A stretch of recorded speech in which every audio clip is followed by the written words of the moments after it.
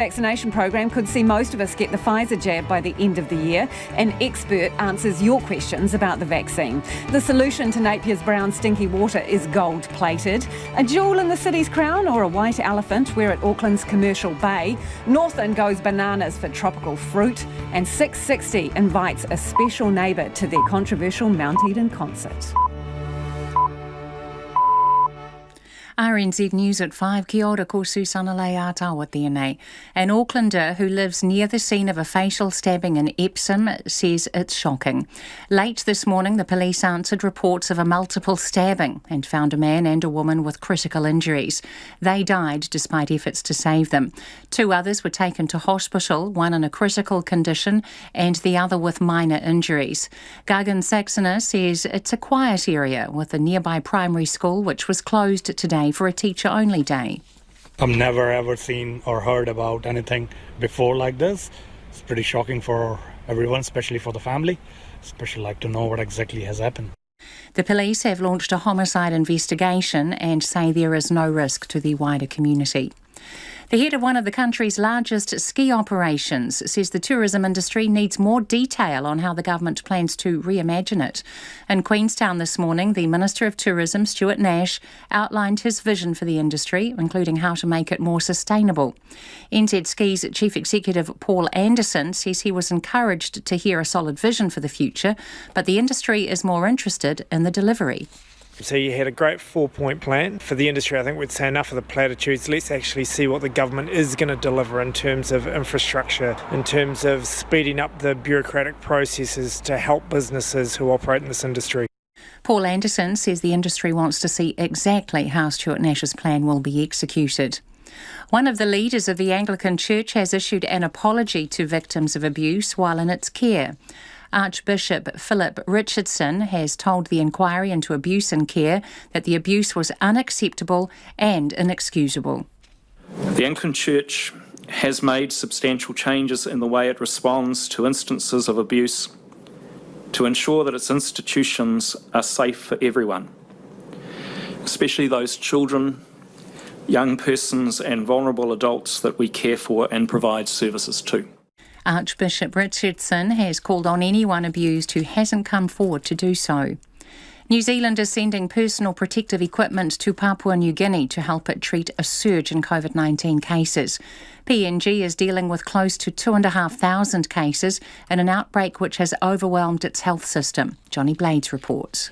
The PPE package is to be delivered on a New Zealand Defence Force flight to PNG tomorrow. It includes hand sanitisers, goggles, swabs, gloves, gowns, surgical masks, face shields and other items sufficient to treat 1,000 COVID cases. Foreign Minister Nanaia Mahuta says New Zealand is very concerned by the worsening outbreak in PNG and has agreed to assist where it can. The package announced today is in addition to the $6 million COVID-related support that New Zealand has provided to PNG over the past year, including budgetary support, medical supplies and equipment. This is Johnny Blades. The police in Raumati South, north of Wellington, are investigating several reports of young children being approached by a man in a blue car. A police spokesperson says extra patrols have been put in the area before and after school as a precaution. Officers are also liaising with Raumati South School to provide advice. It could cost Napier nearly $300 million and take 2 decades to safely remove chlorine from the city's water. Residents have been up in arms after chlorine was added about 4 years ago, resulting in smelly brown water flowing from taps. Some claim it's left them with sores and rashes. Napier's Mayor Kirsten Wise campaigned on trying to remove the chlorine, but says to do it safely it will take longer and cost more than expected. I would love to remove chlorine from our water supply tomorrow, and I committed during the campaign to investigate how we could do that. And look, I wasn't anticipating it to be to the cost that we're now having come through this report. Kirsten Wise says changing regulations are making costs higher. It's 4 minutes past 5. Team New Zealand have confirmed Team UK as the challenger of record for the next edition of the America's Cup, with a venue still to be decided. The Royal New Zealand Yacht Squadron has officially accepted the challenge and confirmed the next two series will be raced in AC75s, the same foiling monohulls raced in Auckland. New rules also mean challengers will also only be able to build one new AC75 boat for the next event, and all race crew will have to be a passport holder of the yachting team's country or have lived there for 2 of 3 previous years. The Warriors are chasing rare back-to-back season opening wins when they play Newcastle in their National Rugby League match in Gosford tonight. The Warriors have only won both their opening games 4 times in the past 25 years, the last time in 2018. Last week they beat Gold Coast, and Warriors assistant coach Craig Hodges says they need to build on that by playing risk-free football. It's really important in these early games that we play not a simple style of football, but a winning style of football. And usually ball control, field position and making your tackles in these first few rounds are crucial. If we get that right in these first couple of weeks, we can build pretty quickly from that. The game against the Knights kicks off at 8 o'clock tonight. Tottenham Hotspur has suffered a shock 3-0 extra-time loss to Dinamo Zagreb to be dumped out of football's Europa League at the last 16 stage. The second leg victory gave the Croatian club a 3-2 aggregate win. Arsenal and Manchester United both advanced to the quarterfinals. That's the news. Tomorrow on Saturday morning, one of the world's most travelled men, Lonely Planet founder Tony Wheeler, talks to us about being in lockdown and what sustainable tourism might look like after COVID. Advocate for people with disabilities Minnie Baragwanath discusses the new Global Centre of Possibility. And actor Jill Nalder, the inspiration behind a character in the attention-grabbing TV series It's a Sin. Join me, Susie Ferguson, in for Kim Hill on Saturday from 8. Now the short forecast from Met Service to midnight tomorrow. Northland, Auckland and Coromandel Peninsula, fine spells, a few light showers mainly in the east. Gisborne and Hawke's Bay mostly cloudy with a few showers. Waikato to Wellington and Wairatapa, also Bay of Plenty and Central High Country. Fine spells, a few showers developing about Wairatapa tomorrow evening. Nelson, Marlborough, Canterbury, North Otago, Central Otago and the Southern Lakes. Fine apart from patches of morning and evening fog and low cloud. Bulla and Westland mostly fine, however morning and evening low cloud or fog for inland parts of northern Westland and Bulla. Dunedin, Clutha and Southland cloudy periods, the odd shower about the south coast spreading inland tomorrow night. Fiordland fine spells inland but 1 or 2 showers about the coast. Chatham Islands often cloudy, a few showers developing tomorrow morning. RNZ National, it's 7 minutes past 5. Thanks, Susanna. Kia ora, this is Checkpoint. Ko Lisa Owen Takuingoa. 2 people are dead and another critically injured after a stabbing at a house in the Auckland suburb of Epsom this morning. The police have been at the scene all day and have cordoned off the property on the corner of a busy intersection near One Tree Hill. Our reporter Amy Williams and camera operator Dan Cook filed this report. It's one of Auckland's established leafy suburbs, but today a police cordon surrounds this property. A call to police was made around 11:30 this morning after reports multiple people had been injured here at the drive. Epsom residents are feeling shocked. Gargan Saxona says it's a quiet area and a nearby primary school closed today for a teacher-only day. I've never ever seen or heard about anything before like this. It's pretty shocking for everyone, especially for the family. Especially like to know what exactly has happened. Auckland City Police Detective Inspector Scott Beard says when police arrived at the property this morning, they found 2 people with critical injuries. They were given first aid but died at the scene. A 3rd person at the property was taken to hospital with critical injuries and a 4th person was also taken to hospital. At about 11:30 a.m. this morning, police were called to the scene here and ambulance staff were already here, and there's 2 people, a male and a female, inside who are deceased from what appears to be stab wounds. 2 other people have been taken to Auckland Hospital, one in a critical condition and is undergoing surgery right at this moment. Police just want to reassure the public we're not looking for anyone else outside of the people that we're dealing with now. Detective Inspector Beard says police are making a number of initial inquiries to establish what exactly has taken place. Well, as I say, we've said we're not looking for anyone else apart from who we are dealing with at present. And we'll be doing an area canvass, and part of that area canvass will involve some public reassurance. Police will provide more information as it's available. And our reporter Amy Williams is at the scene now and joins us live. Amy, what more can you tell us? A double homicide investigation is underway after a man and woman were found at the property behind me here with apparent stab wounds. The police have still got cordons around the block of units. It's the unit on the corner where the alleged stabbing occurred. Police appear to be still undertaking the scene examination. It is rush hour. There's a steady stream of traffic running through this intersection, which is two busy main roads in Epsom. Police say the people involved in the alleged stabbing today were known to each other and that it was not a random attack. And they say they are not seeking anyone else in relation to the incident at this stage. They say there is no risk to the public. The police will be undertaking the post-mortems tomorrow. Thanks, Amy. That is Amy Williams joining us from the suburb of Epsom, where you heard there was a double fatality, a stabbing and another person critically injured this morning. It is almost 11 minutes past 5 and you're with Checkpoint on RNZ National. Still to come on the program, new rules for the next America's Cup, wherever it's being held. Minister Nash is chasing the big tourism cash, signalling when New Zealand's borders open, a visit here is going to be a much pricier prospect. Speaking at a conference in Queenstown, Stuart Nash has outlined his broad vision for a post-COVID tourism industry that's led by value rather than volume. Some South Island operators in towns that are heavily reliant on international visitors have been crying out for more government help, saying they won't survive without it. A Queenstown survey recently showed nearly a third of businesses in the town's CBD did not expect to last past winter. So I asked Stuart Nash if today he was able to offer anything more solid than sympathy.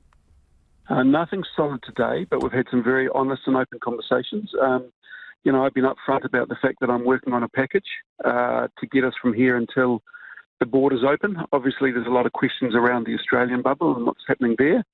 And that's obviously been in the media more with people like Chris Hipkins and Grant Robertson and the Prime Minister talking about that. So, there's an expectation, there's an air of hope that may happen, and that certainly won't mean that businesses are back into, the level of profitability they were pre-COVID, but it certainly means that they'll get through. So by your own statement there, nothing solid. I mean, how did people react? What did tourism businesses in Queenstown CBD have to say about that?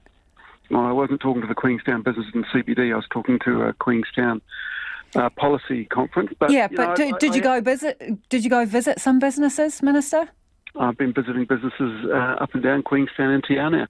Te Anau is probably the community that's been hardest hit of any in this country. They have an over than 70% reliance on international tourism. We had some good conversations. I've told them I'm working on a package and I outlined the bones of that package. Did you visit any businesses in Queenstown CBD? Apart from a bakery, no, I didn't. Is there a reason why you didn't go and speak to some of those operators? Oh, I spoke to a couple of the operators, but I didn't meet them in the CBD. So I did speak to a couple of the operators, including speaking to the woman who was looking to organise a protest to start with, but I had a conversation with her. Look, this wasn't a visit where I was doing a walk around. This was a visit where I'm here to speak at a conference and visit a whole lot of other businesses as well. So how do you get a proper handle on where they're at if you don't speak directly to them? Like I said, I had a very honest meeting with a whole lot of tourism operators in Te Anau. I spoke at the Te Anau Rotary Club. Spoke at this conference, and I'm speaking to tourist operators the whole time, had a meeting with the Mayor. I have a very good handle on what's happening down here, and I know that for a number of tourist operators who pretty much solely rely, or have relied in the past, on the international market, it is tough. So you mentioned the fact that some areas are overly reliant on tourism, and in fact your speech touched on the fact that some are, they're knocking on overrun with tourists at at a normal time of the year. So which places specifically? Give us the list of places that you believe are overly reliant and are overrun at the best of times. Okay, there's a difference there, okay? So first of all, there are about 5 districts that have a greater than 50% reliance on international tourists. And we're talking about the Glacier Country, we're talking about Queenstown, we're talking about Mackenzie Country, we're talking about the South Westland area, including Milford and Fiordland. And when you talk about people who are overrun, too many tourists, not good for the area. Well, I firmly believe that if tourism is to be successful, it has to operate on a social licence to operate basis.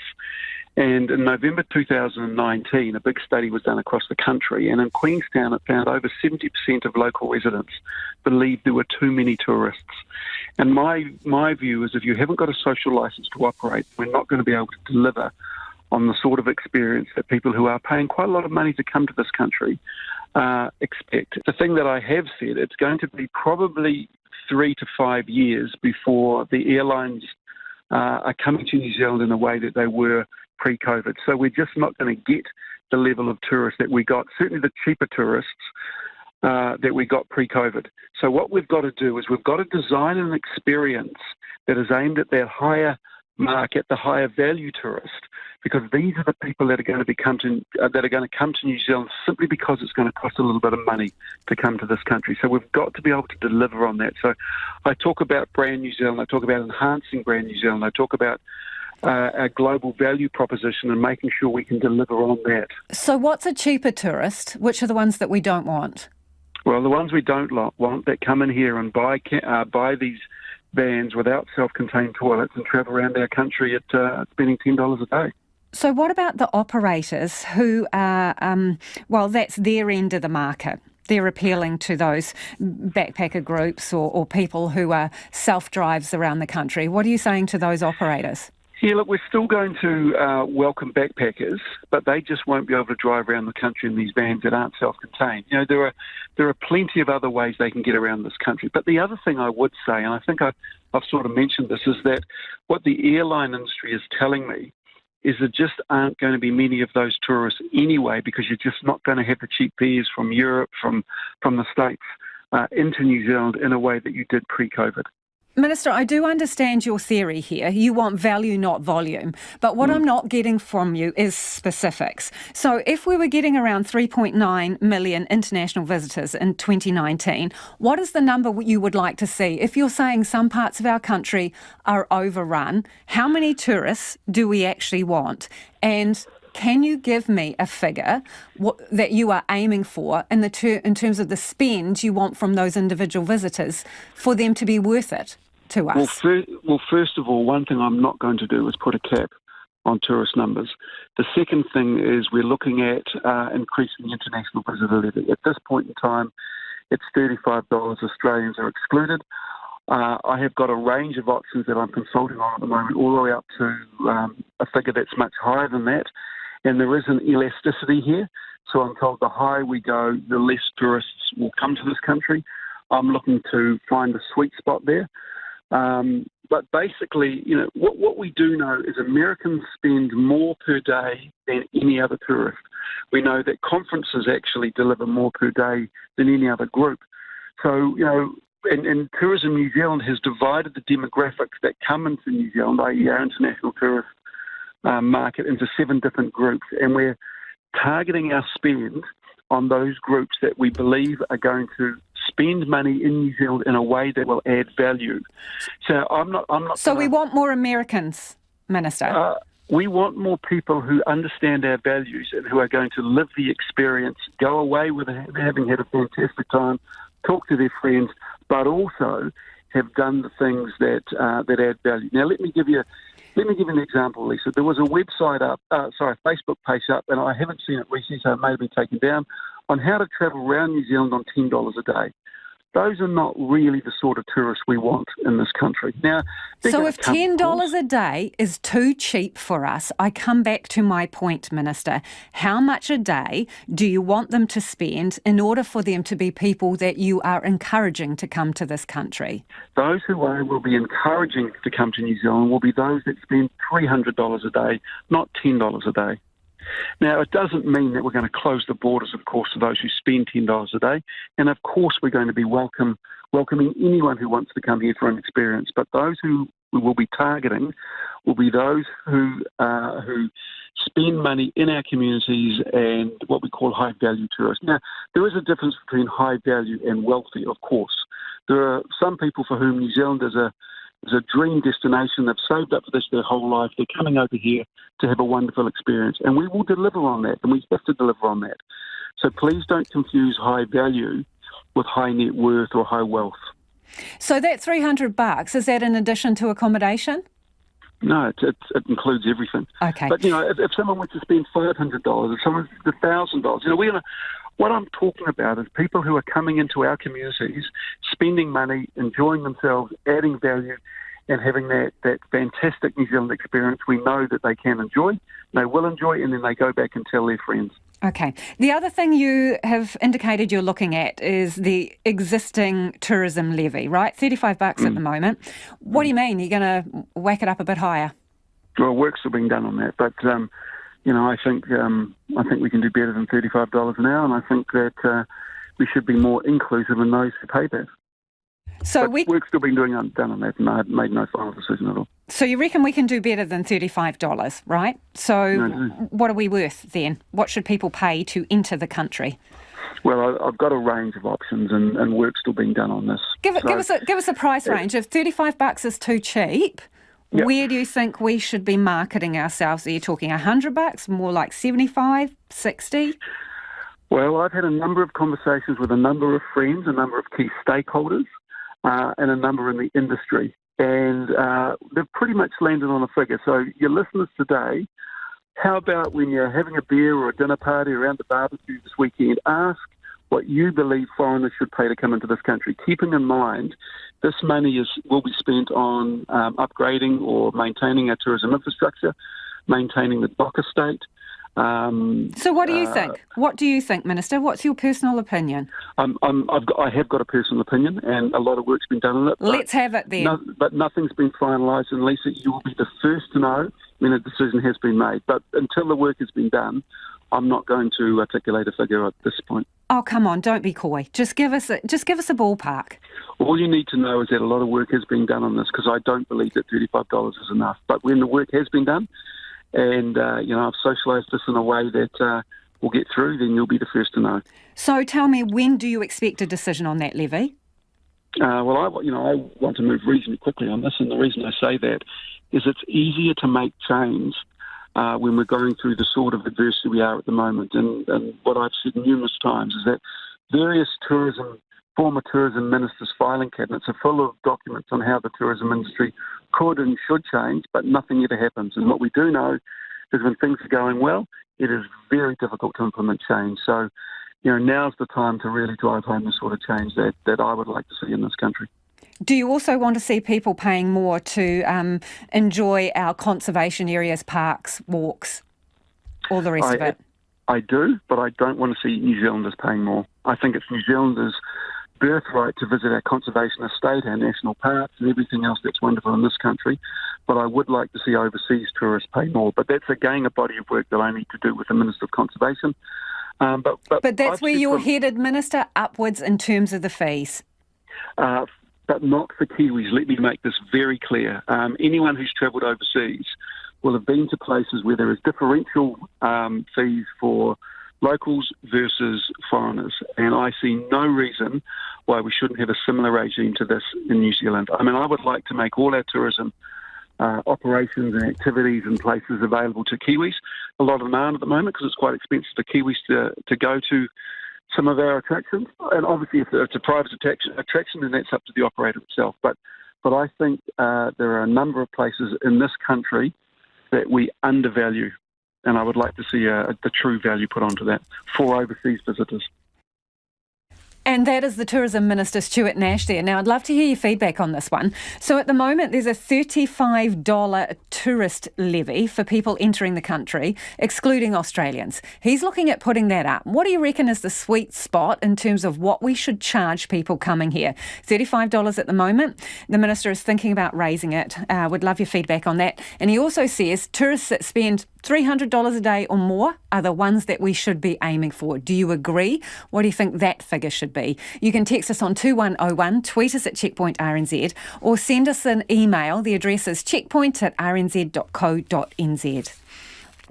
The taste of champagne and sea salt's barely worn off, and already new rules have been released for the next America's Cup, wherever it may be held. With the Royal Yacht Squadron in the UK confirmed as the challenger of record, Emirates Team New Zealand has released some new rules. They're keeping the AC-75 monohulls to cut costs, and each team will only be allowed to build one boat for the next Cup. Team New Zealand has also committed to working with the challenger of record to attract more competitors and to help new teams get off the ground. And the big one, from today, new nationality rules heavily restrict which teams crews can sail for. Now, sailors must hold a passport for their yacht's club country of origin. So if they're sailing for a particular team, the team is associated with a yacht club. They have to hold the same passport as the origins of that yacht club. They have to have sailed for that team in the last Cup or lived in the country they're sailing for 2 of the past years. And those rules are effective as of today. With planning seemingly well underway, I asked Royal New Zealand Yacht Squadron Commodore Aaron Young the question that is on many minds: will the next America's Cup be held here? Right at the moment, look, there's a long way off that. And, for a start, Emirates Team New Zealand have an exclusive negotiation period with the New Zealand government around hosting the 37th America's Cup. So, we're a long way off where and even to some degree when that might be held. Let me put it another way. What do you need to keep it here? Well, the America's Cup's supposed to be a sailing regatta, but obviously there's a lot more to it than that. It's very much a business as much as anything now. And, you need to look at the business decisions as much as, the commercial side of it, as much as the sailing side of it. Do we want to hear? Absolutely. So when you say look at the commercial side, how much money do you need to keep it here? What does it cost? Yeah, look, we'd have to, do the numbers around that. And I think it's aside from the team itself, without a team to defend an America's Cup or to sail for, within an America's Cup, you can't do anything without a team to do that. So if we look at the statement you've put out today, confirming the challenger of record and some of the provisional, rules, it talks about the defender and the challenger of record working together to reduce costs and also to attract a higher number of challengers and to assist in the establishment of new teams. So would it be easier to get more teams interested if some of the races were in locations other than New Zealand? Well, I think that the overall cause or the overall, goal of the America's Cup, from our point of view right now, would be to get more challenges. And to do that, we see one way of doing that to try and, cut costs and save money where we can. And one way of doing that is to, stick with the same style of boat, the same class of boat, the AC-75. And, because there are a number of those, there's 8 in circulation at the moment. So that sort of, helps to cut costs. Every team is only allowed to build one new boat. And, so that sort of all helps to cut costs. So would having a race location closer to maybe European countries, wouldn't it? Well, part of the America's Cup, as I say, is to part of our goal is to increase the number of competitors within it. Back in 2017, there were about 13 competitors. We only had 4 this time. So part of that is to reduce costs and make it a little more accessible if we can do so. So making it accessible. Sorry to interrupt, Aaron, but making it more accessible. Well, potentially, would you not agree that holding, say, the Challenger Series in the Isle of Wight, for example, would make it more accessible for some teams? Well, not for everybody. I think people have traditionally travelled a long way for an America's Cup event, and that'll continue. The world has been the same shape for a long time. Are you around the table with the government already on this? Emirates and New Zealand are negotiating, obviously, with the government around where where and when the 37th America's Cup might be held. Yeah, absolutely. Is it your personal preference to keep it here, the racing? Yes, it is. Yep. I mean, I'm a New Zealander like everybody else, a taxpayer, and I'd love to see the event here. But that said, we always have to look at the commercial nature of what was a traditional sporting event, but is as much a business as a sporting event as well. How likely do you think it is that it will be kept here? At this stage, I couldn't say. I've really got no view on that. It's very, very early days, and as I say, the team, Emirates Team New Zealand, are negotiating with government, and I genuinely think that everybody would love to see the America's Cup here again. So I know Stephen Tindall was saying in the media that he's saying it's probably 50-50 at the minute as to whether it could go offshore, that they're going to do everything they possibly can to keep it here. But again, it's dependent on money. So I ask you again, how much money exactly would it take to keep it here? Well, the Emirates Team New Zealand themselves, they need a certain amount of money to run a team, and we as the Royal New Zealand Yacht Squadron need a team to be able to sail and ultimately defend the Cup for us. You don't just turn up, a week later and sail a boat in a yacht race. So it's a pretty significant investment. So the $5 million that they have offered up roundabout to keep the team together, from the way you're talking, that sounds like it's a drop in the bucket, is it? Well, it does cost more than $5 million to put together an America's Cup campaign, and as I say, that's really the team decision there. That's up to Emirates Team New Zealand. They're our representative team of the Royal New Zealand Yacht Squadron, and we'll support them and back them to what they need to do to retain the America's Cup. And that was the Royal New Zealand Yacht Squadron Commodore Aaron Young.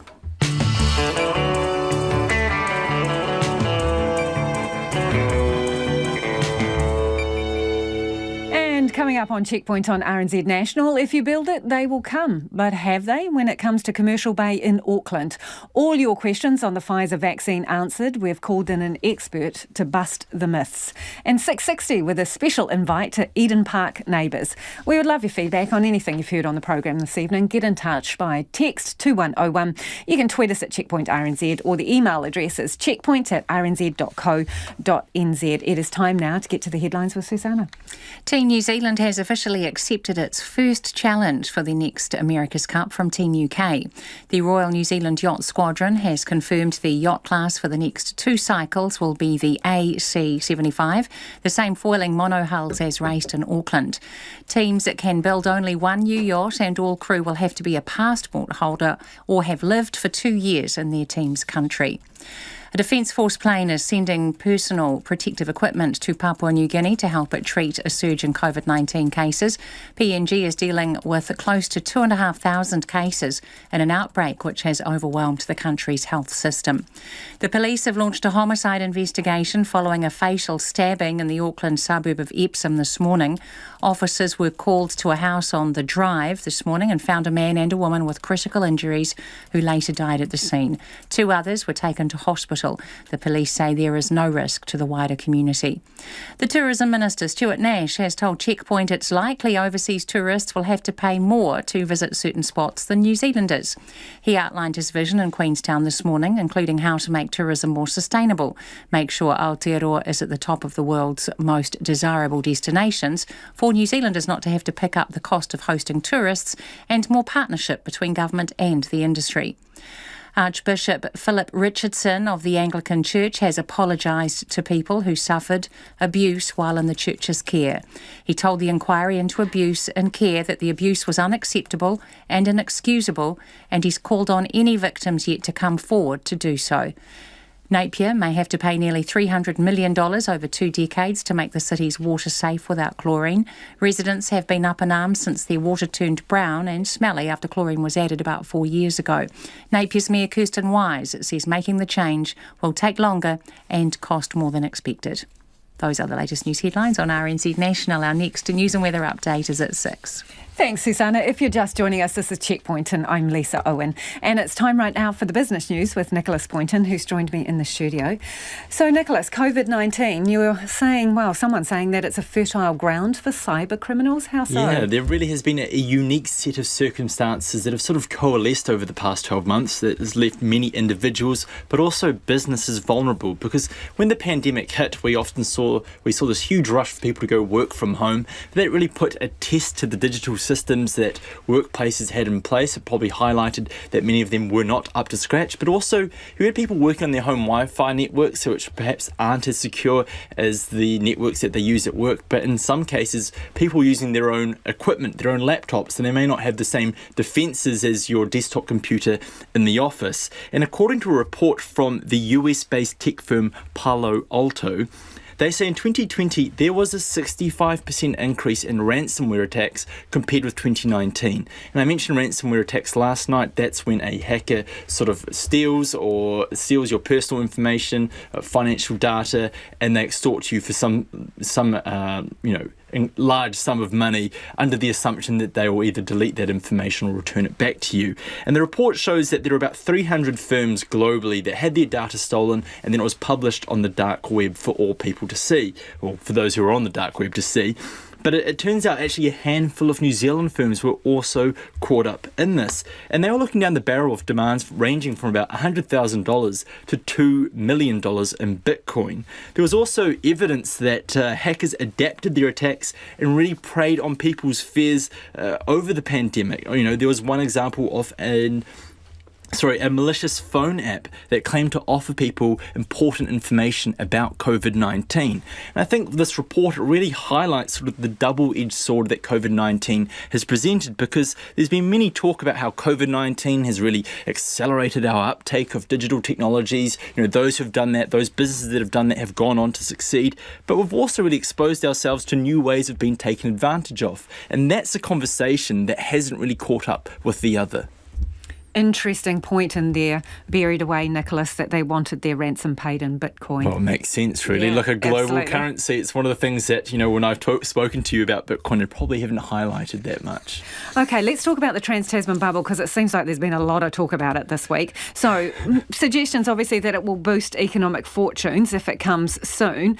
But we're still miles away from getting back to business as normal. The brokerage firm Forsyth Barr, they've done some analysis on what this all may mean. One of the big benefactors of this will be, they say, Auckland Airport, the relaxation of restrictions between Australia and New Zealand, simply by having more airplanes touch in on the airfield and also more people going through the airport terminal.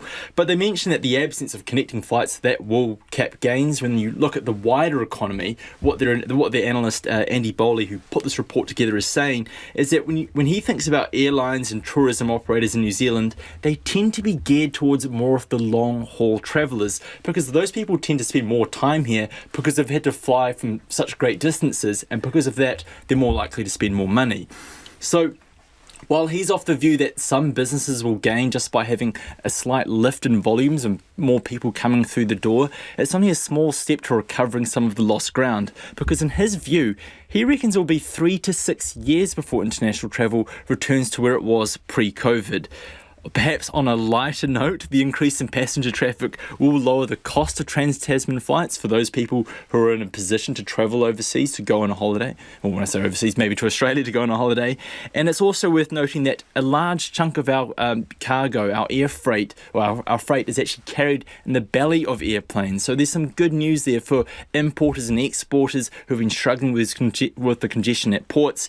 And there's perhaps some good news on the horizon for ports as well, because we're likely with this bubble to see the resumption of cruise ships sometime in the not too distant future.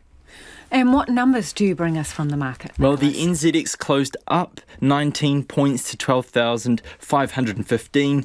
The dollar's at 71.7 US cents and 92.5 Australian. And no Bitcoin. I know, on a day like this, I'm sorry.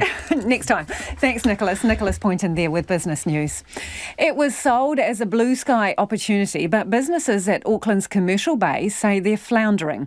The $1 billion development with more than 120 shops opened just as COVID restrictions first eased last year. But stores say they're struggling without international tourists and fear for the worst as the America's Cup dies down. Louise Ternouth and camera operator Simon Rogers went to find out how the downtown Auckland Mall is faring. It's lunchtime here at Commercial Bay. Fans from the America's Cup seem to be lingering, giving the mall a small boost, though there's still a lack of people out and about. Billy Pot's seafood restaurant also has a store down by the viaduct. Manager Shannon Roberts says the difference in each store is huge. Major, they're doing like triple the amount, so it's good on them. At least we have them as well. At their Commercial Bay store, they've had to scale staffing right back due to low demand. She says support is needed to keep afloat. We've gone down to about one a day. We'd have someone else join us for lunch and then we'd close on our own. I mean, supporting the rent would be nice. Yeah. With the government, but at the moment it's just hard to have too many staff on it, like when it's not that busy. In its first few weeks, 500,000 people visited Commercial Bay. That rose to around 2 million in the first few months, but now visits are dwindling, sitting at just under 200,000 a week. Honest Chocolat Sweet Shop sales assistant Ashley Fox says they've had to think outside the box to lure customers in, relying heavily on regulars grabbing a treat before work. Yeah, our shop has had a lot of changes as well. I mean, we've changed to match the customers' needs, and because we've got an Instagram account, so they tell us like what we want to see, and then we've try to make that possible for them. French fashion store Marget's been relying on America's Cup visitors. Manager Marcy says most of their business has been in short bursts. When it first opened, it was amazing. The first weekend, everyone was just so excited, and with the America's Cups, it was even better. Like, we've seen so many people from out of Auckland coming here and have a look at what we're selling and trying on some new clothes. It was really, really good for our businesses. Yeah. But now things are very quiet. Monday it'll be just so quiet. Like Monday, Tuesday, super quiet, and we will get more foot traffic will be around Friday and Saturday, and then it just goes back to quiet. And without the lunch rush for CBD workers at OG Sushi, things are pretty slow too. Most of our clients will be from the businesses around us, people working around us coming through for their lunch break. Yeah, and then I guess there's people are out on the weekends and stuff, so that's when we'll have a busier night. Viv Beck from Heart of the City says the America's Cup is a reminder that international tourists are what the city needs. I think we really needed it. It coincided with coming out of level 1, so people do tend to love coming out in level 1, but we noticed this time they were literally out the gates the minute level 1 was announced, and I think it really is what our businesses need as people. So as the fans from the America's Cup trickle out of the city, these businesses are anxiously awaiting Monday to find out just how close the Trans-Tasman bubble could be. For Checkpoint, Louise Ternouth. Fixing Napier's brown water problem could take 2 decades and almost $300 million, a new report has revealed. Since chlorine was added to the water 4 years ago, residents have complained of brown, stinky water gushing from the taps. The Mayor campaigned on getting rid of it, but it's now clear there is no quick fix. Our Hawke's Bay reporter Tom Kitchen has more. Across parts of Napier City, chlorinated water flows from the taps, blackening washing and bathtubs. Many residents hate the smell, the taste, the look, and they want it gone. Chlorine was added to the network in 2017 after E. coli was found in the water. Mayor Kirsten Wise won by a landslide in the 2019 election with a big promise to try and remove chlorine from the water. At the time, the council estimated this could take several years of infrastructure upgrades and cost around $150 million. But back then, Kirsten Wise disagreed. Here she is speaking to RNZ in 2019. I don't think that the figures are going to be anywhere near that high based on the research I've done. And I've been looking into this for 2 years. Today, as Mayor, she's a bit shocked by the projected cost, now sitting at $284 million. Look, I would love to remove chlorine from our water supply tomorrow, and I committed during the campaign to investigate how we could do that. And look, I wasn't anticipating it to be to the cost that we're now having come through this report. But again, it's because we're in this constantly changing environment. She says it's a case of changes under the law. 18 months ago, the regulations were quite different to what they are now, and the regulations are still changing and will be different again in another 12 months' time, and they're only getting harder to meet, which all translates to additional cost. But the review admits the cost estimates are rough, plus or minus 50%, because they weren't asked to design or cost-specific solutions. Guardians of the Aquifer is a local lobby group, campaigning to rid Napier of its chlorinated water supply. Spokesperson Pauline Doyle is demanding councillors be upfront about the report.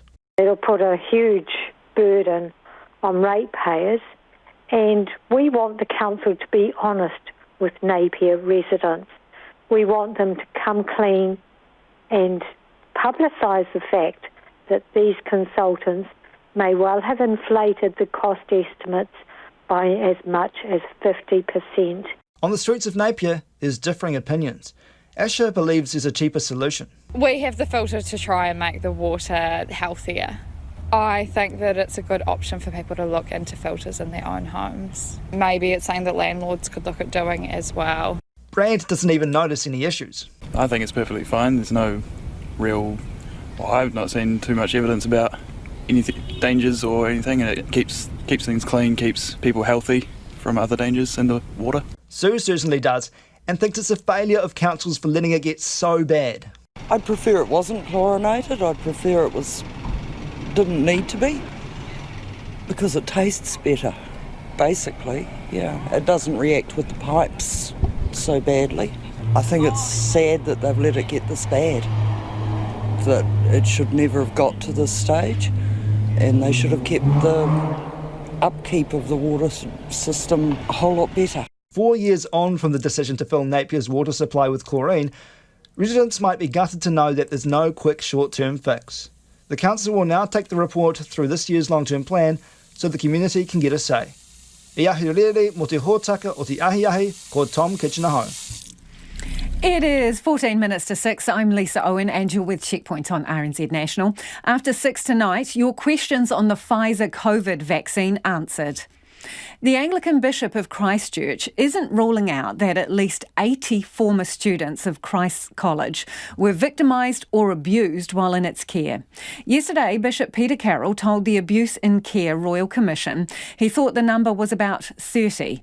RNZ reported this morning a survivor of abuse at the school had been told the figure was much higher. Andrew McRae reports. The extent of historical abuse at Christ's College in Christchurch is still unknown. Bishop Carroll went to the school himself, and while he had a happy time there, he's aware this wasn't the case for everyone. But there would be a variety of reasons why that would be a difficult time. Some of that, we do know, is through abuse that is completely unsatisfactory. He says as many as 80 people could have suffered abuse, given the number of boys who have passed through the school over the years. This is communication of unsatisfactory school experience, which may or may not also involve a specific complaint about abuse. Jim Goodwin boarded at the school and was sexually abused by 3 senior students in the early 1970s. Last year he told the inquiry about the abuse and that his housemaster had found out. And so I wouldn't tell him anything. So I sat in his office trying not to cry and trying not to bleed on his chair because I was bleeding. He called that whole year together. I wouldn't tell him who they were. He called them all together and told them he'd expel them if they touched me. And they never did again. They said a few things, but they never touched me again. Jim Goodwin's abuse didn't trigger any formal investigation by the school or the diocese. The bishop sits on the board of Christ's College and is warden, a sort of pastoral overseer. Bishop Carroll admits better oversight of schools is needed, particularly in his diocese as warden to a number of church schools. How much more proactive I could be in the life of each school if you like, without the school wondering why the warden has suddenly become rather proactive. Archbishop Philip Richardson also took to the witness box and unreservedly apologised on behalf of the church to survivors of abuse. He called it unacceptable and inexcusable. An apology, although sincere, may be seen as incomplete without tangible redress processes and structural changes that prevent such shameful conduct occurring ever again. The Anglican Church is deeply committed to making changes and is making changes. Archbishop Richardson has called on anyone abused within the church who hasn't come forward to do so to the Royal Commission. For Checkpoint, Ko Andrew McRae-Tene. The mother of a 7-year-old boy diagnosed with untreatable epilepsy wants to see more money put into using the keto diet to treat the condition. Jake Parker was one of the first to be put on the diet in Christchurch as part of a DHB-funded program when he was 3. Conan Young reports. The keto diet, involving high-fat and low-carbohydrate meals, has been growing in popularity around the world as a way to lose weight. But according to Johns Hopkins University, it's also one of the oldest treatments for epilepsy, and its use as a prescription diet is now having success in Christchurch. Jen Parker says her boy Jake started to develop epilepsy from age 2. He was soon having up to 60 seizures a day and spending long periods in hospital as different combinations of drugs were administered to try to bring them under control. One time he was hospitalised in the high dependency unit and they tried intravenous medication. But I remember that being a really low point for us because he was basically knocked out for 6 or 7 hours and then he awoke and immediately he was having seizures again. Eventually Jake became paralysed on his right side and had difficulty walking. It just meant that there was really no normal life for us. We were constantly caring for Jake and trying everything to control the seizures, but nothing was working. Enter Canterbury District Health Board dietitian Charlene Tan-Smith, who in 2016 was just getting started on using the keto diet to treat epilepsy in children, when all options on the drug front had been exhausted.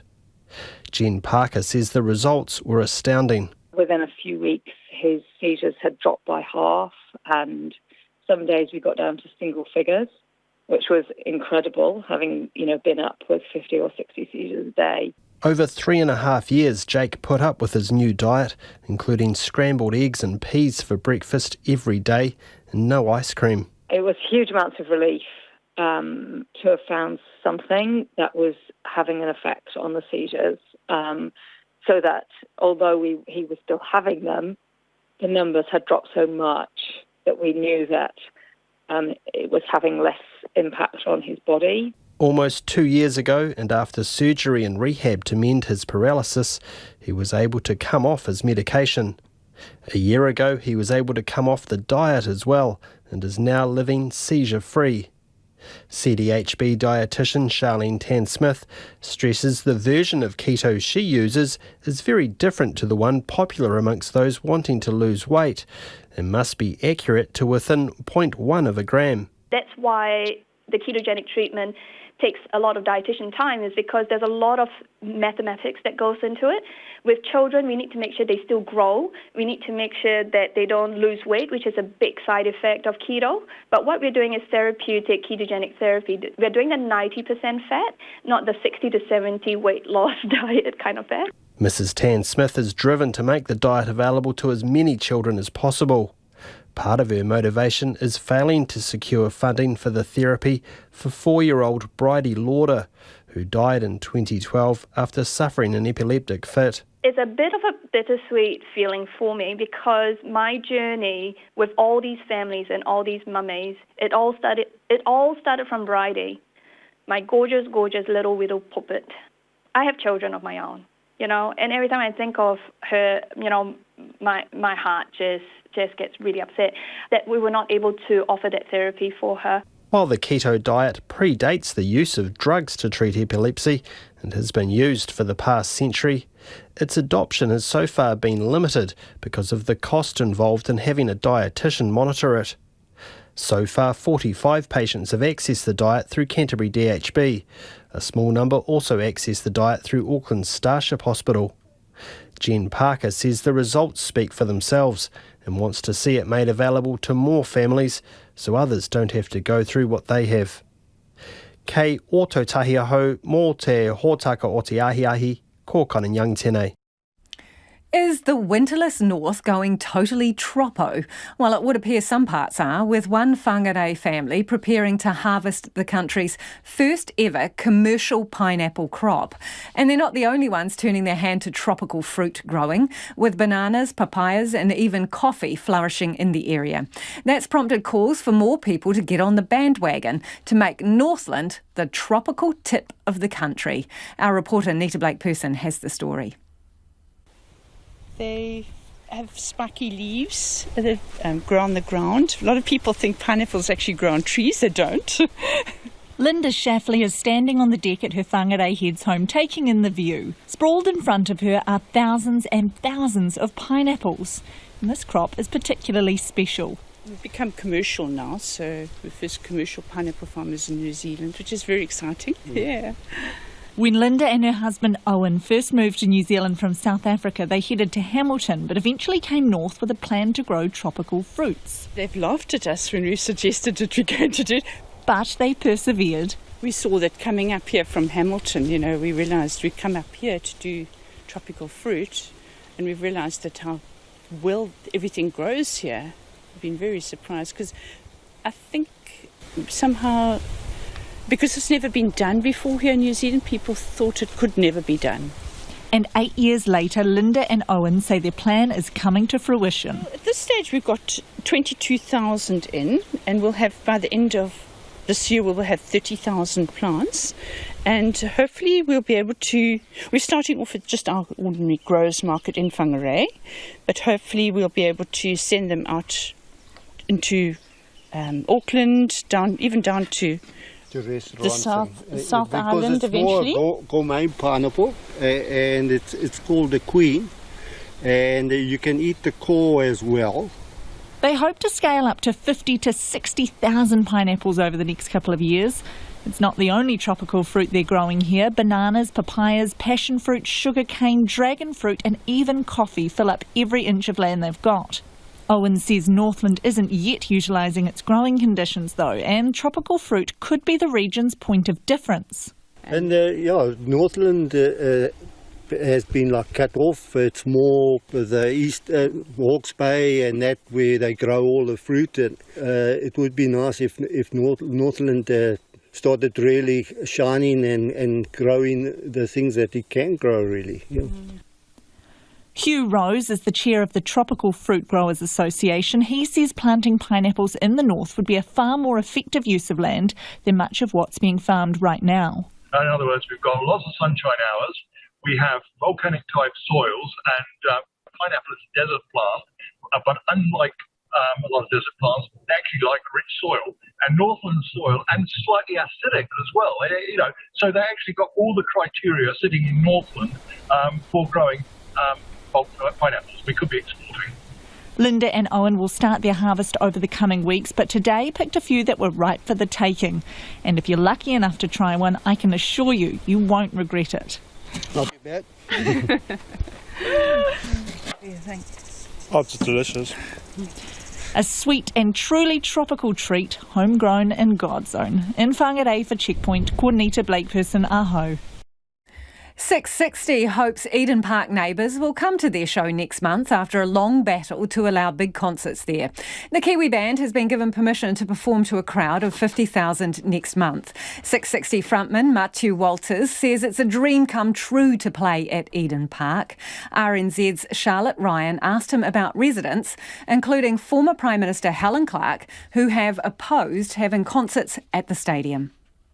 I understand. I respect their views, and they probably don't want 60,000 people roaming their neighbourhood, and that's fine. Helen Clark one's a bit strange to us.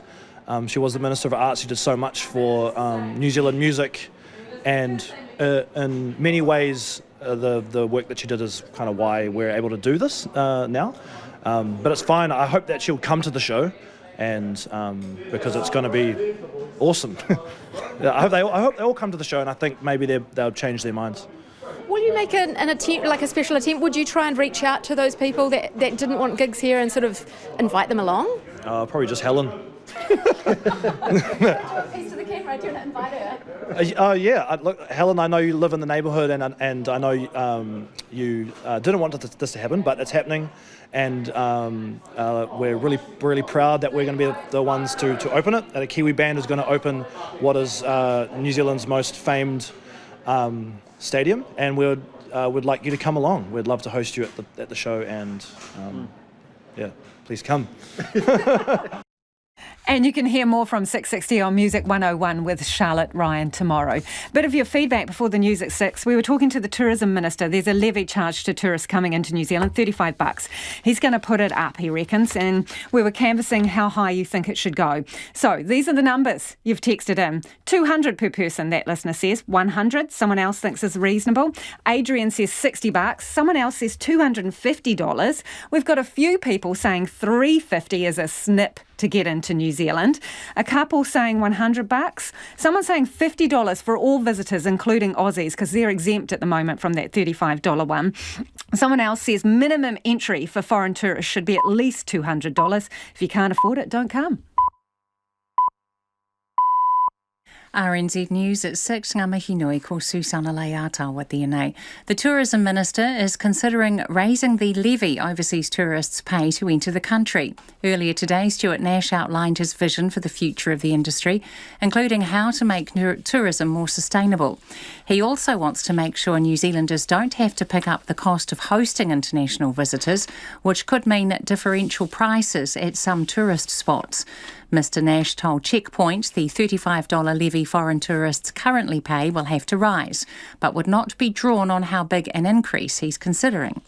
All you need to know is that a lot of work has been done on this, because I don't believe that $35 is enough. But when the work has been done, and I've socialised this in a way that we'll get through, then you'll be the first to know. Stuart Nash says now is the perfect time to make such changes during the lull in overseas arrivals due to COVID-19. The government has announced a wellbeing support package for fruit growers hit by a lack of workers and bad weather. The Ministry for Primary Industries and the Social Development Ministry will contribute almost $350,000 to the package, which is a joint initiative with the sector and will include events focusing on mental wellbeing. The Agriculture Minister Damien O'Connor says the situation is challenging, with the pandemic leading to workforce problems and bad weather causing crop losses. The head of New Zealand Apples and Pears says the package will build on work already being done to help growers attract, recruit and retain staff. The detective leading a double homicide probe in Auckland says the deaths are tragic. Late this morning, the police responding to reports of a multiple stabbing found a man and a woman with facial wounds at a property in Epsom. The pair died despite efforts to save them. Detective Inspector Scott Baird says post-mortems have yet to be completed. Over the weekend, the post-mortems will be conducted, and we'll be making inquiries and notifying family and friends. This is obviously a double homicide. It's a tragedy. There are going to be family members out there who are grieving as a result. 2 other people were taken to hospital, one in a critical condition, the other with minor injuries. New Zealand is sending personal protective equipment to Papua New Guinea to help health workers treat a surge in COVID-19 cases. PNG's death toll from the virus is now 31, and the number of confirmed infections is close to 2,500, and an outbreak which has overwhelmed the country's health system. The Foreign Minister, Nanaia Mahuta, has announced the PPE package, which will be delivered on a Defence Force flight tomorrow. The man accused of murdering Auckland man Denver Chance in 2019 says he acted in self-defence. Jay Lingman has pleaded not guilty to murder, but has pleaded guilty to 3 charges of possession of drugs for supply. Jean Bell reports from the High Court at Auckland. The Crown argues the accused shot Denver Chance before using a chainsaw to cut up his body to fit it into a chest freezer. Mr Chance had asked Jay Lingman if he could store MDMA and cocaine in his shed for safekeeping while he went overseas. The accused said he sold some of the drugs, intending to replace them. But Denver Chance became angry when he returned to find his stash had been raided. The defendant said he shot Mr Chance because he feared for his life. Ko Jean Baltiene. A woman involved in an abduction where a woman's finger was severed because of a drug debt has been sentenced to 3 years and 7 months in prison. Pamela Kalipo appeared in the High Court at Wellington this afternoon after being convicted in October last year of wounding and kidnapping. The judge acknowledged that Kalipo felt forced to take part in order to save her marriage, and her husband was the driving force behind the attack in March 2019. Her husband, Willie Brandon Lance Malua Bentley, was last year sentenced to 6 years and 9 months behind bars after pleading guilty to kidnapping and disfiguring with intent to cause grievous bodily harm. The US House of Representatives has passed a bill that creates a pathway to citizenship for millions of people living in the country illegally. The first effort at immigration reform under the Biden administration comes amid a growing surge of migrants at the US-Mexico border. Our correspondent, Rachel Silverman, has the details. Joined by 9 Republicans, all House Democrats voted to approve the American Dream and Promise Act. The proposal would allow nearly 2.5 million unauthorized immigrants to gain permanent legal status and eventually U.S. citizenship. That includes Dreamers, those who came to the U.S. as minors, and those granted temporary protected status for humanitarian reasons. The legislation faces an uncertain future in the evenly divided U.S. Senate. Rachel Silverman with that report. It's 5 minutes past 6. Significant rule changes will be made for the next America's Cup, with Team New Zealand confirming Team UK as the challenger for the next edition. The Royal New Zealand Yacht Squadron has officially accepted the challenge and says the next 2 America's Cups will be raced in AC-75s, the same foiling monohulls raced in Auckland. Sports editor Stephen Hewson explains. New rules mean challengers will only be able to build one new AC-75 boat in an effort to reduce costs and attract more challengers, as there were only 3 taking part in Auckland. All race crew will also have to be a passport holder of the yachting team's country or have lived there for 2 of the 3 previous years. That locks in the likes of Peter Burling and Blair Tuke to Team New Zealand and avoids a repeat of what happened in 2000 after Team New Zealand were victorious and skipper Sir Russell Coutts and tactician Brad Butterworth then switched to Swiss syndicate Alinghi, going on to beat Team New Zealand in the 2003 event. The venue for the next Cup is still yet to be decided. This is Stephen Hewson. The Warriors coaching staff are urging their players to keep to the basics as they chase rare back-to-back season opening wins. They play Newcastle tonight in Gosford after a first-up win over Gold Coast last round. The Crusaders halfback Bryn Hall will play his 100th Super Rugby game on Sunday when the Christchurch-based side plays the Blues at Eden Park. That's the news. Tonight on Nights, Country Life spends the night at Hunterville's Station Hotel. They built it before the first train arrived. Now the train doesn't stop there at all. The team also jumps in the ute with Ngai Tahu farming manager Ashley Campbell.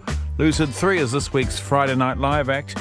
And because the equinox is just a few days away, we've got a sonic tonic dedicated to the songs and sound bites of autumn on Nights with me, Brian Crump, after the news at 7 on RNZ National.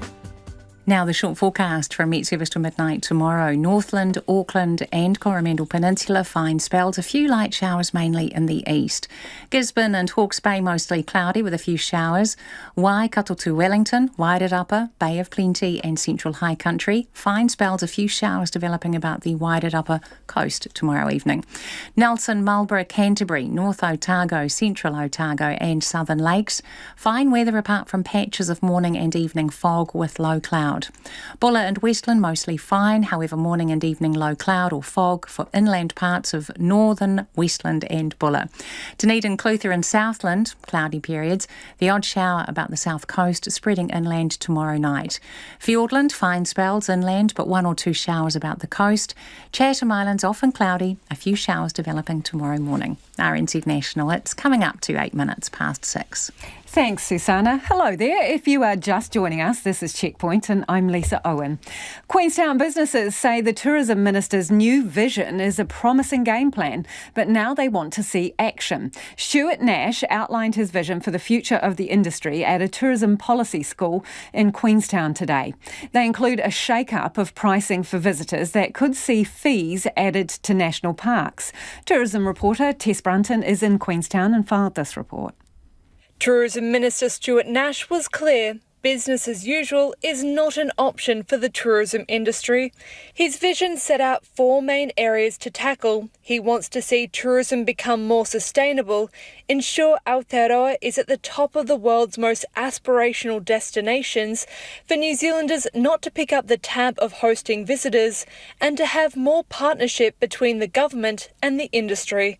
On the surface, he's raised similar points before, but the details include the potential for Australians to pay the $35 tourist tax, adding fees to national parks for international visitors, and having different prices for locals. In that story I told, I also said that I would have no problem if that cost my family half as much, but twice as much for an international visitor.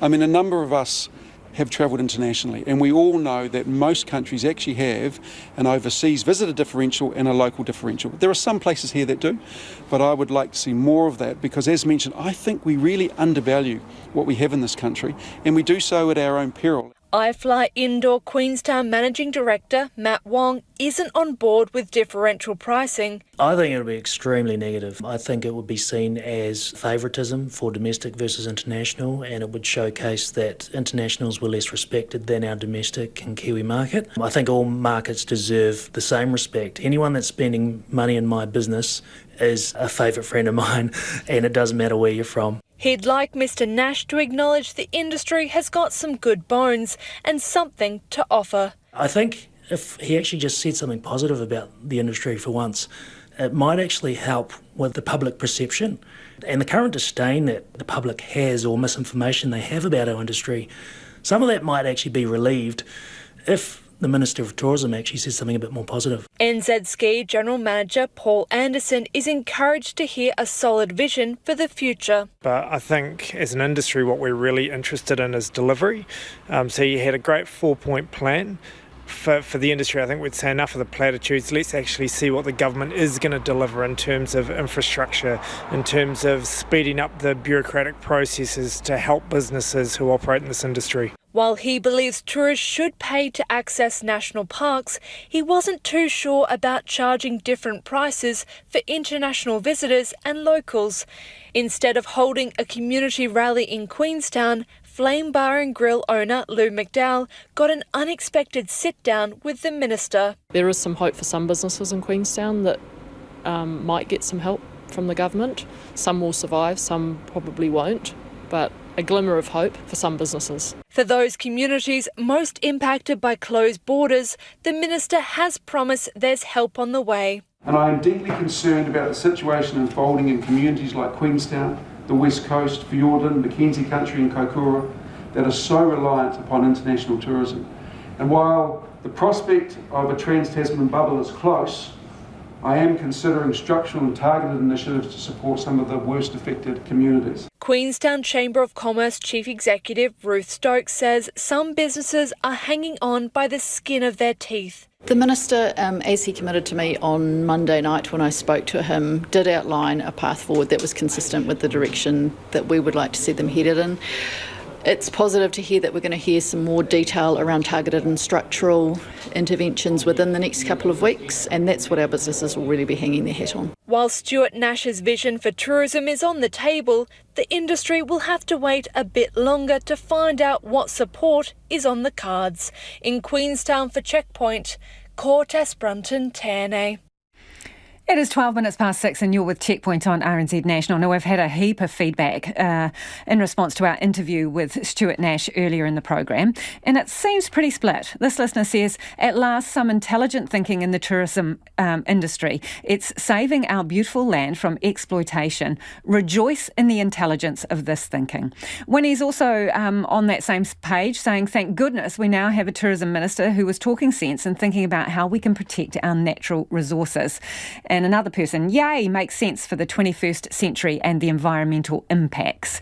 However, this via Twitter, it was like listening to a national MP. What does he mean by our values? And do we really only want rich folk visiting here? Does he not realise the value of visitors goes beyond the immediate dollar spend? Yuck. And another listener has got in touch to say, to your elitist tourism minister, I first came to New Zealand as a low-value backpacker. I loved it so much it became a dream to come back and live here. Now I'm a middle-aged professional and live here with my family, contributing to the economy every day. Still love New Zealand, but not so much Stuart Nash. Thanks for your feedback. Just this week, border and MIQ workers started getting their second doses of the Pfizer COVID vaccine. And according to the government schedule, by July this year, about 2 million New Zealanders are in line for jabs as part of the mass vaccination program. The Pfizer vaccine is the one on offer, and a lot of you have questions about how it works and what we know about this very new vaccine. So we thought we'd bring in an expert to answer them. Dr. Adam Levine is an associate professor of emergency medicine at Brown University in the US, and one of his specialty areas is managing epidemic diseases. I asked him to explain as simply as possible how this vaccine works. So this vaccine is a new technology that hasn't been used in prior vaccines, but it has been tested, especially here in the United States and elsewhere. What it does is it basically encodes a little bit of the genetic material for the coronavirus. And that genetic material codes for just one specific part of the virus, the spike protein that enables the virus to enter our cells. It then, when you get the injection of this vaccine, that little bit of genetic material enters into our own cells, and our body's own systems turn that genetic material into the spike protein. And then that material is recognized by our immune system. We develop antibodies against that spike protein. And then the next time we encounter it, which might be when we're infected with the coronavirus, we have antibodies that can then attack that coronavirus and stop it before it even has a chance to enter our cells and make us sick. It's important to understand that that little bit of genetic material, as soon as it enters our cells and gets turned into that spike protein, gets degraded by our cells, so it doesn't hang around. And it itself is not enough to actually make a real coronavirus, so it can't infect us with the coronavirus itself. Okay, because that leads to a couple of questions that we've had from listeners. Does this vaccine alter your DNA? No, it does not. And in fact, one of the most important things to know about this is that genetic material that comes in the vaccine, while it enters our cells, it never enters the nucleus of the cell, which is where our DNA is kept. If you remember from grade school biology, the DNA lives in the nucleus, and this genetic material can never enter that nucleus, and so it can never become part of or interfere with our own DNA. And to be clear, in the vaccine, is there any live virus? There is not. There is no live virus in this vaccine or in most of the others that have been approved for use in humans to date. It actually is just a slip of the viral RNA or the genetic material that makes that virus, and only enough to code for that one protein, the spike protein. So it's not actually the virus itself. It's not even enough of the viral gene to code for a full virus. So there is absolutely no way this vaccination could give you COVID? That's correct. You cannot get COVID from this vaccine. So what level or any of the others. Right. So what level of protection, because the Pfizer vaccine is a 2-shot vaccine, right? So what level of protection will you have after the first one versus after the second? So as far as we can tell from the studies done to date, the first vaccine probably gives you about 50% protection, maybe a little bit more in some studies. And then the second vaccine dose gives you full protection, which is 95% protection in the studies done to date. And so that means that your risk of being infected with the virus gets reduced by 95% after you've had both shots. Is it safe for people who are on cancer medication? The big trial of the Pfizer vaccine that was done in the United States last year included more than 44,000 people, and they included people who had cancer, as well as some people with kidney disease, with HIV, with asthma, with a whole range of chronic medical conditions. And as far as we were able to tell from that study, it was safe in all of these different subsets. Really, the only major populations that were excluded from getting the vaccine in the study were pregnant patients, patients with a history of severe allergies to components of the vaccine, as you could imagine, and also people with severe immunocompromised states. Even in those populations, we still think the vaccine is probably safe. They just weren't included in the original study. So pregnant women were not included in that study? That is correct. Pregnant women were not included in the original study. However, there's no reason to believe that the vaccine is unsafe in pregnant women. And since it's been approved for use in the United States and other countries, many pregnant women have been vaccinated with the vaccine. And to date, we have seen no evidence that it's any less safe in pregnant women than any other population. Most authorities do recommend that the vaccine not be withheld from pregnant women who are otherwise eligible for it. The other thing that's been in the media here is this case of the woman who was pregnant, who was vaccinated. The baby was born with antibodies. So does that mean if you are pregnant and you choose to get the vaccine, that your child will automatically be protected, your unborn child? It does appear from this one case that there is antibodies in newborns born to pregnant women who've been vaccinated. This is not surprising. This is the case with lots of vaccines that we give to pregnant women. And it's also the case with lots of infectious diseases. When a pregnant woman has had that disease and develops antibodies to it, her newborn will have antibodies as well to those diseases. And they usually last for the first few months of life. This does not mean that that newborn is going to be fully protected for life. It doesn't mean that they may not need their own vaccine later on. In fact, they probably will at some point. But it does suggest that there is some protection, at least for the very young newborns after their mother has been vaccinated. So what about adults? Are we going to have to keep getting vaccinated against COVID on a regular basis? How long will the Pfizer vaccine protect us for? So no one knows the answer to that for sure. We know from the study so far that there appears to be good protection for at least 6 months. People continue to have antibody levels. But the reality is we'll have to see, and that'll depend on a number of factors, one of them being whether the virus continues to mutate and form new variants that might end up being resistant to the Pfizer vaccine or one of the other vaccines. We've already seen that in the case of the AstraZeneca vaccine. The South Africa variant appears to be resistant to that. It could very well be that this ends up like influenza, where we have to get a new vaccine every year because the influenza virus mutates every year. And so we need a new booster shot to meet the new mutations. It's not an impossible situation. We do it every year with influenza. There's no reason we couldn't do it with COVID, but it's too early to tell if that's going to be necessary or not. Given that there are no longitudinal studies yet, how do we know what the long-term effects are going to be? And by that, I mean potential negative long-term effects. So it's true that, to date, we only have something like 6-month follow-up in patients who've been vaccinated with the Pfizer vaccine. It is always theoretically possible that there could be long-term complications beyond that window. We don't know for sure, but we do know that long-term complications from vaccines, from other types of vaccines, are very rare. And so most vaccines that we have, that we've been able to study for years and years, if there are complications, they usually occur early on after the vaccine, usually in the first few days, where you might have some mild or moderate side effects, but not usually occurring months or years later. So there's no reason for us to expect that that is going to be any different for this COVID-19 vaccine. What are the worst side effects? Most people will be familiar or will have read what some of the common side effects are. But what are the worst side effects that have been seen from the Pfizer vaccine, and how common are they?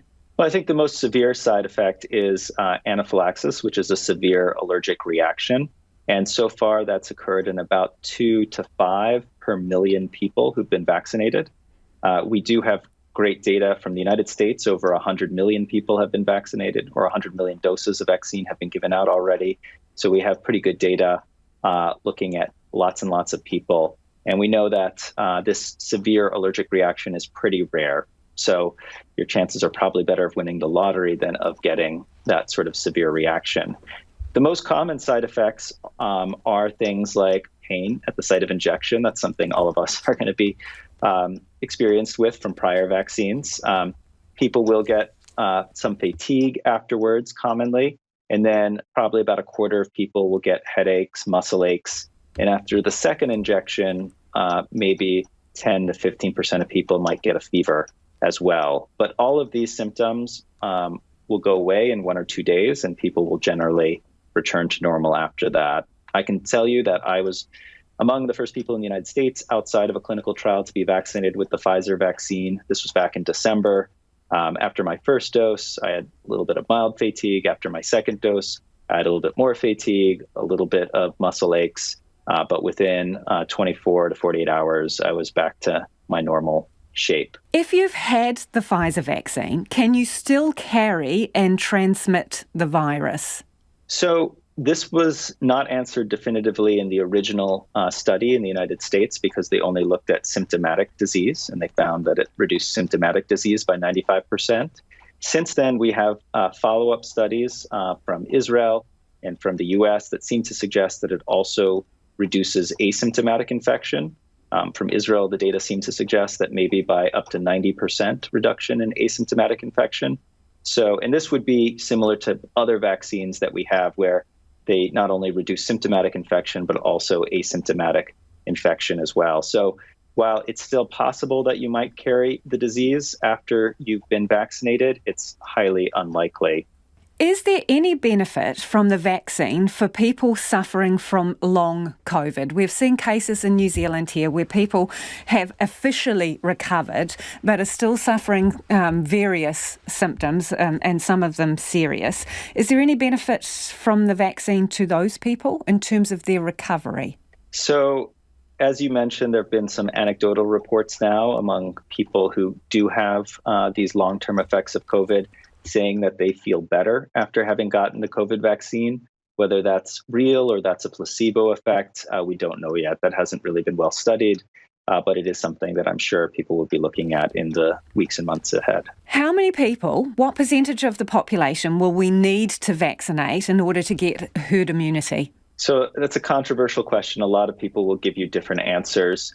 From a pure number standpoint, we know that on average, people with COVID transmit it to 2.5 or 3 other people, which would suggest that you probably need somewhere between 60 and 70% of the population to be vaccinated to reduce that transmission below 1 in order to prevent it from exponentially growing in a population. Now, that, of course, assumes that 60 to 70% is evenly distributed through your population. But if you had, one town where it was only 20% of the people who got vaccinated, then that herd immunity isn't going to work, even if the overall population of New Zealand was 70 or 80% vaccinated. Similarly, if you had one, church where a lot of people went who didn't get vaccinated and they gathered together in that church, it could easily spread with, even high vaccination rates in the rest of the population. So it's never an exact number in reality. The truth is going to be that the more people in the population that are vaccinated, the less spread you're going to see. Are we going to eradicate COVID with vaccination? That's really unlikely, at least not in the short term. We'll probably still have low levels of COVID transmission, even once, a large portion of the population is vaccinated, among those who are unvaccinated, and still rarely even among those who are vaccinated, because it's not 100% protective, it's 95% protective. And this question, interesting, not necessarily a medical one, but are the vaccines approved for vegetarians, vegans, halal, kosher? I do not see why not. These are not things that you eat to begin with. These are things that are injected into your body. And it is similar to, other vaccines that we use, in the sense that I don't see any reason why people of various faiths with various beliefs shouldn't be able to get this vaccine. And finally, if you have had COVID, do you still need to get a vaccine? So the answer is probably yes, though maybe not right away. We do know that COVID infection itself protects you from getting reinfected with COVID. But the latest research suggests that it's, probably somewhere between 50 and 80% protection, depending on how old you are. That being said, We don't know how long it protects you for, and it probably doesn't protect you for as long as the vaccine will protect you for. So the recommendation now is that you probably don't need to get vaccinated if you've been infected with COVID in the last 90 days. You certainly should wait until after you've recovered from COVID and completely before you get vaccinated. But you probably should still get vaccinated. And the jury's still out too about whether you need 2 doses after you've had infection or whether a single dose is good enough. But we'll have probably more data about that in the weeks and months ahead. So, of everything I've asked you, is there anything that you think we should know that we haven't asked you about? What do you think we should know? What is the critical piece of information you'd like to share with us about the vaccine? I think the important thing to remember is that this vaccine protects you, but most importantly, it protects people around you. And so what I hear is people saying, well, I'm young, I'm healthy. Even if I get COVID, I'm probably not going to get hospitalized. And that's the wrong way to think about it, because what's really important is that you're protecting the elderly member of your family, or maybe you're protecting that person in your population who has a severe immunocompromised state or has severe allergies and can't get vaccinated. We need everybody who possibly can get vaccinated to do so in order to protect everyone else in our society. And that was Dr. Adam Levine, who's the Associate Professor of Emergency Medicine at Brown University. Lots of feedback tonight on the Tourism Minister and his plans. We'll give the last word to John, who says the tourism levy, this is for visitors coming into the country, should be at least, wait for it, $350. John really values this country. He says the $350 is only a small portion of an airfare from the Northern Hemisphere. Thanks for joining us. Have a fab weekend. RNZ News headlines at 6:30. Team New Zealand has confirmed the Team UK as the next America's Cup challenger of record. The Tourism Minister has flagged an increase in the $35 levy foreign visitors currently pay to enter the country. The government has announced a support package to help fruit growers hit by bad weather and a lack of workers. The detective leading the investigation into this morning's fatal stabbing in Auckland says post-mortems have yet to be completed on the man and woman who died. Our next news and weather is at 7. Take the pulse of the day's news every weeknight at 10. Because what we've got at the minute is we've got variation in whether areas of Florida hit or not, depending on where people live and what council they're in and what local area. Live with local, national and international stories and some music with your news. It's quite special and kind of magical, and they didn't seem like rock stars or anything. They just seemed like people you went to school with. Up to date if you're up late.